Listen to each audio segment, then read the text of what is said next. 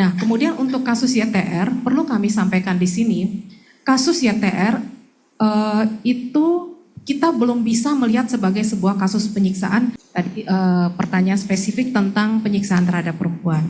Nah, kalau di Komnas Perempuan sendiri, catatan tahunan kami mencatat setidaknya di tahun 2024 itu ada 13 kasus penyiksaan seksual, dan di tahun 2025 ada 4 kasus penyiksaan seksual. Nah, memang kebanyakan kasus-kasus penyiksaan seksual ini under reporting karena memang banyak yang takut gitu ya perempuan dan merasa bahwa ya sudah ketika mereka melaporkan belum tentu juga ditanggapi dengan baik.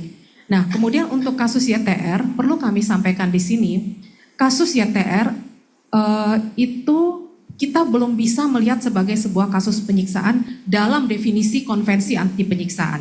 Dalam konvensi anti penyiksaan, dia mensyaratkan bahwa perbuatan tersebut ditujukan untuk menimbulkan severe pain, kesakitan yang sangat luar biasa, untuk mendapatkan tujuan tertentu. Tujuan itu adalah misalnya mendapatkan pengakuan atau untuk diskriminasi, dan ada keterlibatan negara.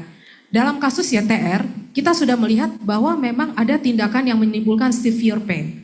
Jadi itu dampaknya sangat luar biasa.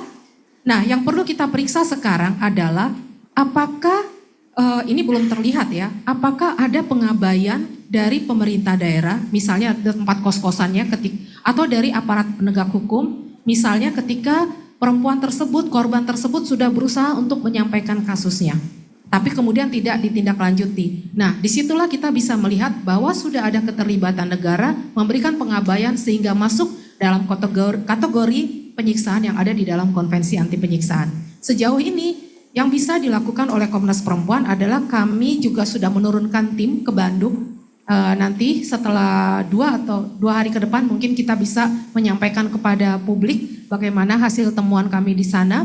Tetapi saat ini yang bisa kita lihat dari kasus YTR adalah memang terjadi sebuah penganiayaan berat yang terencana, di mana penganiayaan tersebut dilakukan dalam waktu secara terus-menerus dan menimbulkan dampak yang berat, bahkan sampai ke disabilitas. Dan untuk itu kami juga mendesak supaya